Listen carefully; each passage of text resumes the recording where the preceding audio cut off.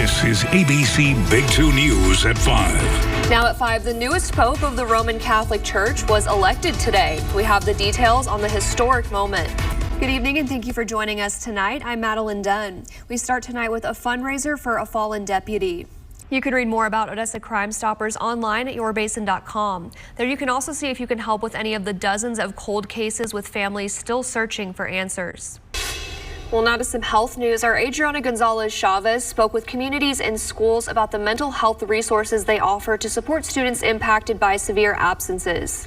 Now that Donald Trump has won a second term in the White House, we're looking at what that means for the Permian Basin's economy. ABC Big 2's Will Dirksen spoke with a couple of business leaders to find out. That lockdown has since been lifted. ABC Big 2's Maddie Dunn is live right now at Nimitz Middle School with the latest. Madeline. Yeah, that's right, Chris. Police descended on Nimitz Middle School today after threats had come out that there was a person with a gun on campus. Now, reports of that lockdown started coming out just before 1 o'clock today. Officers with OPD and ECISD police were at the school searching for evidence of a threat. And in other education news tonight, Midland ISD is speaking on the recent calls for an investigation into charter school network Third Future Schools. Texas State Rep Anna Hernandez is calling for that investigation after a recent report alleged that the company was diverting millions in taxpayer money out of Texas schools to help fund schools in other states. There's also several propositions that Odessans will see on their ballots. One for the college and one for the hospital district. Let's take a look at those results. Odessa College is hoping to pass its Proposition A. Voters decide whether or not to issue $355 million to OC. And it looks like 54% of those are against it, with 80% of those in. So it's almost there, but we will check out in a little bit later in the show. And that money will go towards college facilities and the levy of taxes to help pay that loan off. The Texas House Committee on Public Education is expected to discuss a bill about changing school accountability next week. The ISD police are investigating after an Odessa high school student was shot in the parking lot this morning.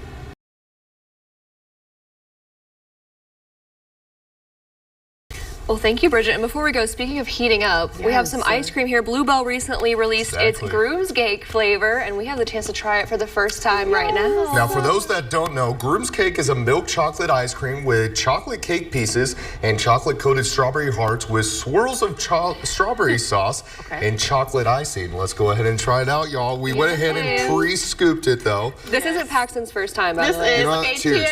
Cheers. Cheers. Cheers. Okay, cheers. Cheers. There we go. All right, let's try this. That's a big bite. It's good. I like that. I like that. This is my first time trying this flavor. Yeah, same. So thank you, Paxton. Oh, Yeah, yes, thank you. this is real. Don't thank me, thank Bluebell. Well, I wonder, do they keep them at the White House, or do they just keep them for like a week and then send them back to the farm? What do they do? I don't know. That's a good question. I gotta look that up now. I was going to Paxton wants to say. adopt them. Exactly. Except they would be eaten. Not before Thanksgiving, Paxton. And now it's time to check in with our forecaster, Bridget Sarpong. Bridget, I had to bring out the Uggs this morning. I was cold. It's that time of year. Girl, you know, I thought if I was going to be dramatic if I brought mine out, but maybe I got you, though. We're going to be 20 next week for sure. Perfect. But I love that you were definitely prepared. All right, let's check in with forecaster Bridget Sarpong. And Bridget, our outfits kind of match the graphics behind you. Hopefully another warm day. Yes, definitely going to be nice and warm. And look, your dress matches our weather alert, okay? That just shows how... And Odessa College, too. That was pretty impressive. A big win. Smack. All across the board, yeah. Just like Oprah. You get a homer, you get a homer, you get one. Alrighty, well, before we go, since it's Halloween, we'd love to see your spooky outfits. That's right. Submit photos on our Facebook page right now and tune in tomorrow morning during our 11:30 show for a chance to see your photos on air. And these are some of our photos that we took in the office today. I did not know they were going to do that. Sneaky, sneaky. I like it, though. Yeah. There we are. The star of the show. Mr. Burgundy, looking good as always. A little group photo, yeah, cute. We still love you, Horace, even though you didn't. No, I'm sorry. We didn't dressed up as me.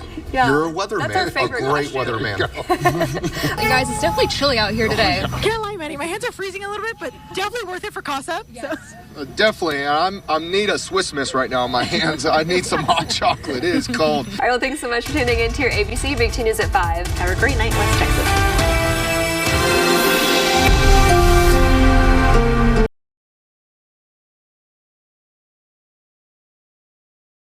Ben Milam International Academy has officially launched its pre-K3 bilingual program. This program offers 3-year-olds an opportunity to develop new language skills and provides them with a strong academic and social foundation. Ben Milam International Academy has implemented its first pre-K3 bilingual program, allowing children to develop language skills and prepare for success. This is Midland ISD's only dual language program. It integrates Spanish and English speakers with the ultimate goal being to foster fluency in both languages. If you think about the years that they're going to have immersed in the language, because ours is a Spanish-English immersion program. And just imagine the amount of language they're going to acquire and the experiences that they will build along the way.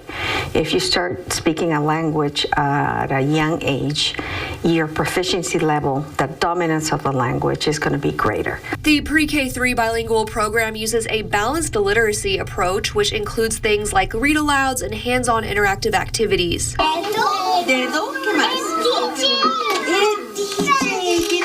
Is it grammatically correct from the beginning? No, because at the earlier stages in immersion, communication is more important. I'm more interested in seeing a child practice what we are teaching them as opposed to saying it absolutely correctly. So meaning has precedence over form.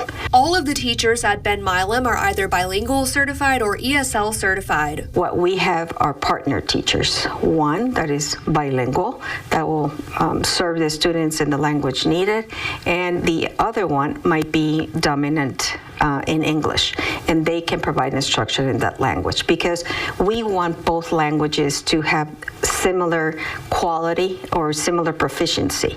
So we want to always choose the best language model for each one of the languages.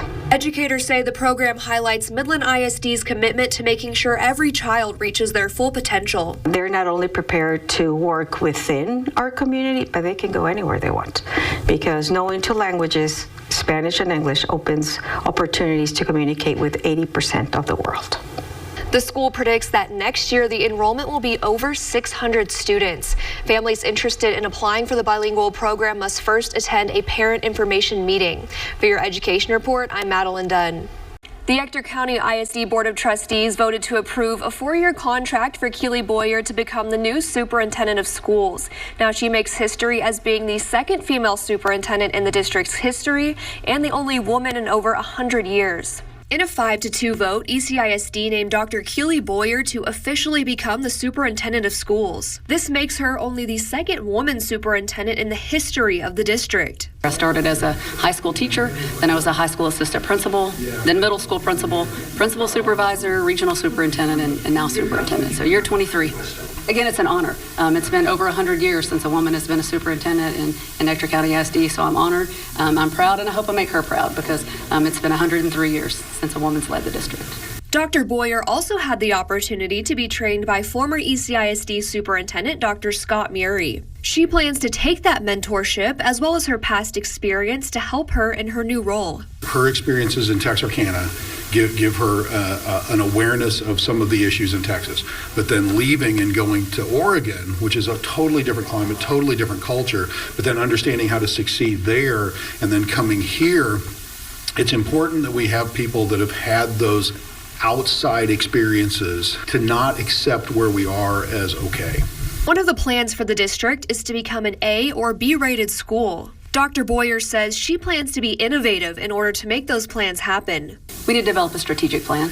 And so we need to get our community representatives, school representatives, our staff together for us to decide what are our priorities and what that plan is going to look like. A lot of that work will be focused on student learning, student outcomes, access to programs, fine arts, and athletics. And so really just improving, and again, we've done great things, but just continuing to get better and being in that continuous cycle of improvement and ensuring that our kids have access to the best quality schools, teachers, and resources. You can hear more from both Stanley and Boyer about the board's vote, as well as the district's top priorities right now on our website, yourbasin.com. For your education report, I'm Maddie Dunn.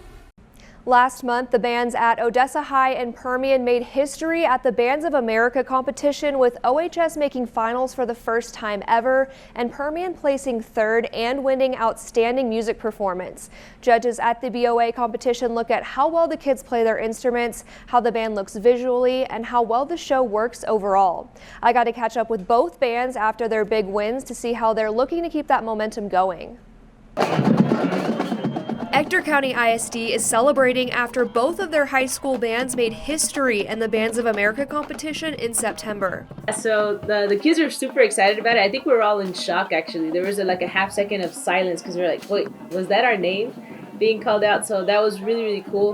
The goal was to make finals, and the kids definitely started great preparation back in July. We meet the second week of July, and we go nonstop. And they called us out for the winner of music at the whole contest. And for us, we pride ourselves in how we play. That's always a big deal for us. And so when they said that we had won music, even us and as directors on the sideline, we were just thrilled. You could just see it on our faces. And the drum majors, I could see it. One of them almost forgot to do the salute. They were so excited. They couldn't almost contain themselves. While the bands put on a great performance for their audiences, a lot of practice and hard work goes on behind the scenes. So we eat meals together, we go to school together, we're here before and after, sun up, sundown, we're together as a team. So there's a lot in just a few days. But we actually started this process back on July 29th. That's when we met as a full team for the first time. Some of our groups have put in a lot of work before then. Our drumline and our color guard had met, they've done choreography. But the first time the full team met was on the 29th. UIL allows us to work 8 hours a week outside the school day, and we hit those 8 hours. We just get after it. One of the things we talk about here at Permian is Friday night lights is a big deal, but for the band, we want Saturday night lights because that means we're in the finals at a competition. And the excitement continues as the bands prepare to make their way to state finals. There's a lot of more room to grow before state, so it was really exciting. Just reps every day. Coming here before everyone else, sometimes leaving after everyone else. Just practice. That's all we can do. I'm just really excited about the future of the Bronco Band because it's just been so different this school year and in a positive way. And the kids are just working so hard and rallying around each other, and they're just doing everything that we ask them to do. So it's really exciting to see the progress that our students are making throughout the year.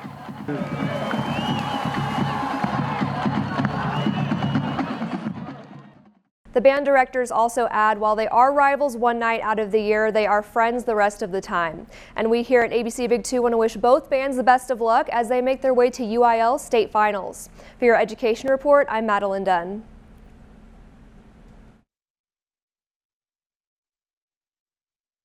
While robotics is typically something taught in secondary education, Midland ISD started their own STEM initiative, allowing elementary-age students to learn more about this subject through Legos. Check it out. A new STEM initiative was started last March at Midland ISD, allowing the district to bring in Lego robotics for grades 4, 5, and 6. The goal is to teach robotics in math and science classrooms, as well as valuable life skills that students will carry with them for a long time. It's our STEM initiative, and so STEM is where the world is going. And so we have been in lots of classrooms today, seeing it hands-on, and kiddos are being kind to each other. They're collaborating with each other. They are learning how to problem solve together and how to be respectful, and even when they disagree, or, hey, you didn't do this like this. So just the respect for each other too, that's something that's going to live with them for a long time. The initiative can help students discover skills they didn't know they had and unlock some possible career paths. That they can build things, that they can become an engineer, an architect, or anything that they want to be. They're programming computers, they're programming this little robotic thing. Today they're making this robot move and then stop before it hits a brick. And so the first class when we did it, they were so excited because they were like, it worked, and then they had to move their brick a little further. And then one brick knocked over. And I was like, oh, you just killed your brick. You just killed your robot. And they're like, no. So they had to figure out how to make that stop. And so they did. And then they were so excited because we didn't help them. They figured it out all on their own. The district also hopes by introducing these classes to the students at a young age, it will make the transition to high school easier. The 4th grade Lego kits were donated by ExxonMobil, and the 5th and 6th grade kits were donated by Pioneer. And the Lego robotics classes are typically held once every 6 weeks. For your education report, I'm Maddie Dunn.